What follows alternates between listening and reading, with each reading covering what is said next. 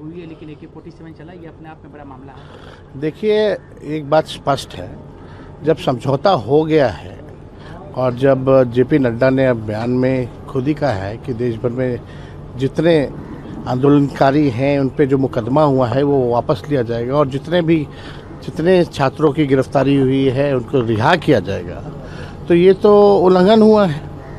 और ये स्पष्ट है कि जब देश के किसी भी राज्य में, यहाँ तक दिल्ली में भी जो है AK-47 गोलियां नहीं चलाई गई हैं, तो बिहार राज्य में किसके आदेश से AK-47 जो है गोलियां जो है चलाई गई हैं। और गोलियों का अगर आप वो फुटेज अगर आप देखें तो कोई हवाई फायरिंग नहीं की गई है, निशाना लगा करके फायरिंग किया गया है और 3 छात्र जो हैं उनको गोलियां लगी हैं।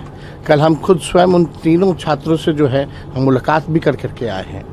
लेकिन ये तो दिखावटी कार्रवाई है, कोई सिपाही पे कार्रवाई करना ये अलग विषय है, लेकिन किसके आदेश से कार्रवाई हुई है? क्या SP पे कार्रवाई हुई है? जो बिहार के गृह मंत्री हैं यानी जो मुख्यमंत्री हैं, क्या उनका आदेश था? ये तो मुख्यमंत्री जो सम्राट चौधरी जो हैं खुद ही आपराधिक छवि के हैं, जो पुलिस को भी जो है गुंडा बनाने का काम कर रहे हैं, तो इनको आकर के स्पष्ट करना चाहिए, बयान देना चाहिए कि किसके आदेश से ये हुआ।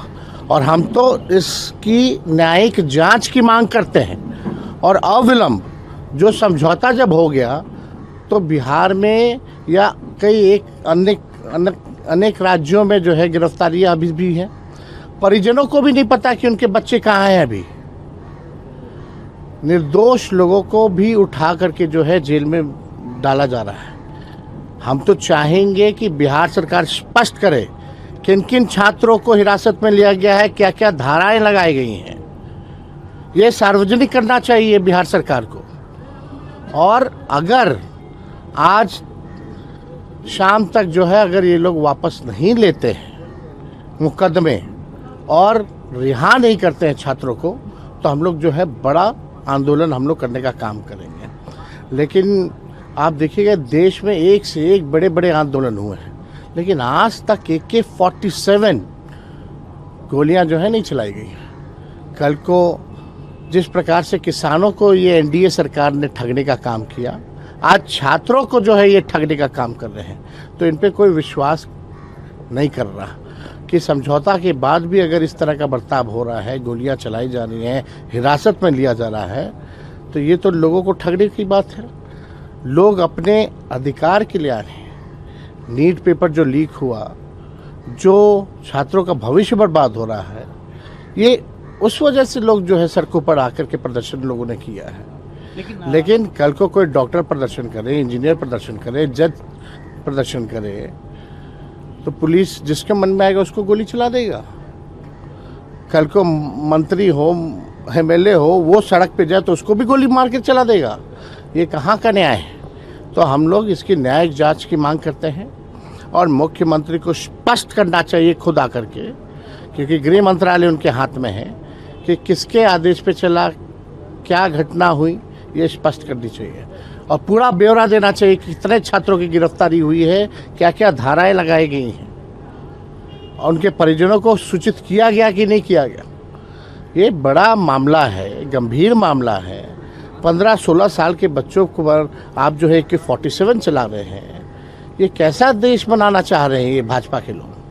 तेजस्वी जी, अगर लाठीचार्ज भी होता है तो कहीं ना कहीं ऊपर से आदेश होता है। यहाँ तो AK-47 चला, तो आपको लग रहा है कि बिना आदेश का AK-47? देखिए, एक बात स्पष्ट है, भीड़ को नियंत्रित करने का एक प्रॉपर प्रोटोकॉल होता है। उस प्रोटोकॉल को क्या इन लोगों ने माना है, नहीं माना? हमने पहले भी कहा कि आज तक इतने बड़े आंदोलन हुए हैं, कभी भी AK-47 का इस्तेमाल नहीं किया, वो भी सीधे एंगल दे करके। तो ये तो बहुत ही गंभीर मामला है। और जब अपराधी छवि के, जिसके ना नाम पे ना जिसके काम पर वोट मिला, वैसा व्यक्ति अगर बिहार का मुख्यमंत्री बनता है, तो आप समझ सकते हैं कि क्या बिहार की स्थिति हो गई है। नीतीश जी हमेशा कहते थे सुशासन की सरकार है, आज वो भी NDA में शामिल हैं, उनके बेटे मंत्री हैं उनको क्या कहना चाहेंगे, क्योंकि जो भी हो रहा है जैसे आप सवाल उठा रहे हैं पूरा देखिए, जहाँ तक हमको लगता है कि नीतीश जी को तो इन सब चीज़ों का संज्ञान भी नहीं होगा या खबर तक भी नहीं पहुंचाई गई होगी। ये एक मामला है कि भाई जो लोग भी सत्ता में हैं, 21 साल से आप सत्ता में हैं, लगातार पेपर लीक हो रहा है। हमने तो बिहार विधानसभा में कई बार पेपर लीक के बारे में, चाहे पुलिस बहाली का हो, चाहे बीपीएससी का हो, चाहे नीट का हो, हम लोगों ने उठाया। ये सरकारी लीक है। जो अपराधी हैं उन पे कार्रवाई नहीं की जाती। जो भ्रष्टाचारी हैं, रिशु जैसे और कई एक अधिकारी जो रिटायर्ड बन करके बैठे हैं, जो बिहार चलाने का काम कर रहे हैं, उन भ्रष्टाचारियों पे कार्रवाई नहीं होती। जो निर्दोष 15-16 साल के जो छात्र हैं उस पर आप AK-47 चला रहे हैं, ये हम लोग सहने वाले नहीं हैं। इसलिए हमने कल भी आते ही ये बात कही कि अगर ये लोग न्याय नहीं करेंगे, अगर ये लोग अपने वचन पर कायम नहीं रहेंगे, जो इन लोगों ने दिल्ली में बैठ करके कमिटमेंट किया कि भाई रिहा किया जाएगा छात्रों को और FIR जितने हैं मुकदमे वो वापस लिए जाएंगे, नहीं तो बड़ा आंदोलन बिहार की धरती से होगा। बांकीपुर में आज आप जा रहे हैं रोड शो करने, क्या लग रहा है? जिस तरीके से आरोप लग रहे हैं कि जीविका दीदी फिर से काम कर रही है, मतलब अपोजिशंस लगा रहे हैं, आज आप भी जा रहे हैं। देखिए, आप जान ही रहे हैं, तो टूल बना दिया गया है। इसमें तो बिहार सरकार को स्पष्ट करना चाहिए, जो अधिकारी हैं, इलेक्शन कमीशन के जो लोग हैं, उनको स्पष्ट करना चाहिए किस आधार पे किया जा रहा है। तो ये लोग तो ठगने का काम कर रहे हैं। लोगों को 2 लाख का वादा किया गया था, 2 करोड़ महिलाओं को 10-10 हज़ार रुपये चुनाव के समय दिया गया था, लेकिन अब जो है पेंशन देने के लायक कर्मचारियों को पैसा नहीं है।